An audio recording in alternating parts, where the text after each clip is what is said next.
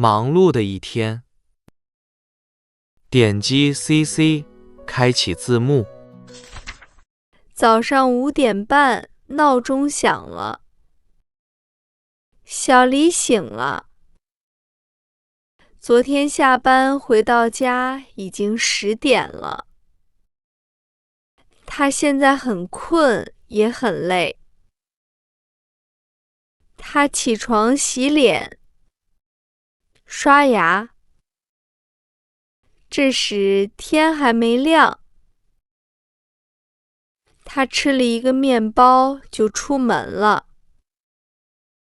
北方的冬天特别冷。他在公交车站等车。还好，公交车很快就来了。车上人很多，没有坐的地方。有人看手机，有人闭着眼睛。大家都很安静，好像还没睡醒。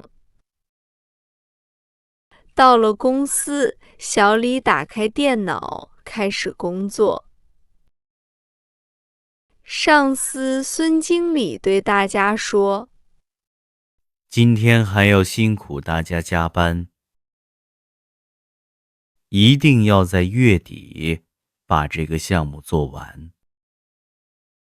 小李无奈地点点头，说：“好的。”他心里想，这样的日子什么时候才能结束呢？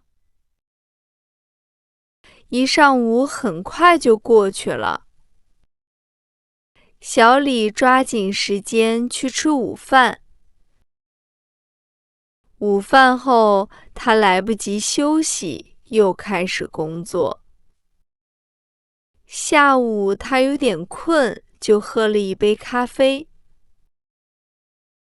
到了晚上，他没时间出去吃饭，就点了一份外卖。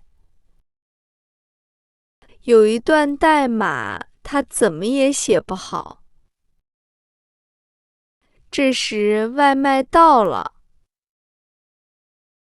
外卖小哥看了一眼电脑，说：“这一行有点问题，这样改一下就可以了。”小李试了一下，真的成功了。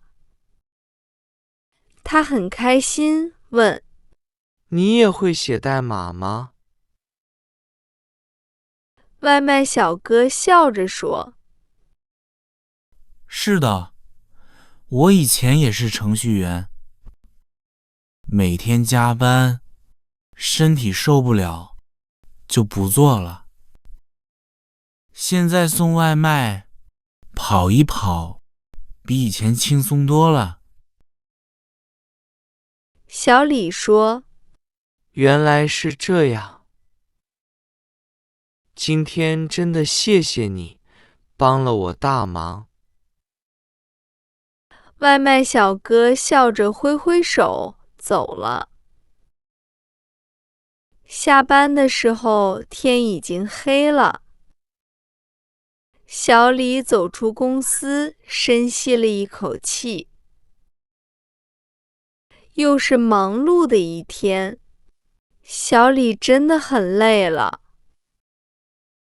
他不想挤公交车，就叫了一辆出租车。很快，车到了家门口。小李付了钱，认真检查了一下自己的东西。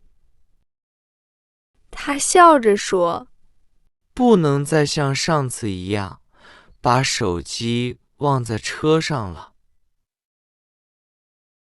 他推开房门，松了一口气。今天终于可以休息了。